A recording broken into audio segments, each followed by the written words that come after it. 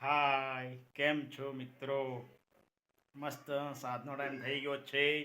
મેનકા જમવાનું બનાવી રહી છે. આપણે અંદર જઈએ શું બનાવે છે. હવે 2-3 દિવસથી તો બધું બહારનું ખાઈ લીધું છે. લગ્ન હતા અને બધું હતું, એટલે હવે આજે તો એકદમ સાદું મેનુ હશે એવું મને લાગી રહ્યું છે. હા મેનકા, શું છે? પુલાવ રીંગણ ટામેટા મિક્સ એમ ને? ઓકે, મિક્સ સબ્જી છે, જોઈ લો.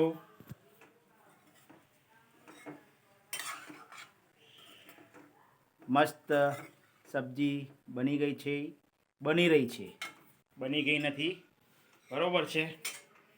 પછી એની જોડે ખીચડી અને મસ્ત ઘીવાળી રોટલી શાંતિથી ખાવાની, હે ને? બની ગયું? ના, બાકી છે. બાકી છે? ઓકે, સારું. 2-3 દિવસથી બધું ચાલતું હતું જમવાનું બહારનું, લગ્નનું, એટલે પછી નતર આજે પછી પરોઠા બનાવે, ફુલાવર હતું એટલે. પણ એને થોડુંક મજા નથી, એટલા માટે એ કંઈ નહીં બનાવી રહી. સિમ્પલ ખીચડી શાક રોટલી બનાવી દઉં.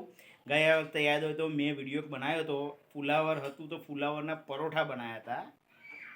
એણે આજે છે ને એની ઈચ્છા બહુ નથી ને, એટલે શું કરે, ફુલાવરની સબ્જી બનાવી દીધી.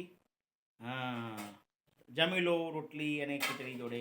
તો શાક રોટલી ખીચડી તો બેસ્ટ જ હોય ઓપ્શન. મને તો એ જ ભાવે. હંમેશા મને ફોન કરે ને ત્યારે એમ કે શું બનાવું, એમ કહું ખીચડી શાક રોટલી ધી બેસ્ટ. નક્કી ઓલરેડી કરેલું જ હોય.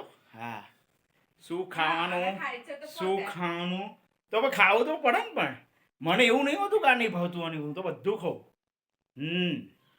નક્કી ઓલરેડી કરેલું હોય. પછી પૂછશે શું બનાવું, હું કહું આ બનાવી ખીચડી. અરે આનું આમ, અરે આ નથી, અરે આ લાવવાનું, અરે આ આમ. પછી છે ને હું કહું તો જે નક્કી કર્યું હોય બનાવી દે. મન કી બાત નિકાલ દો બહાર.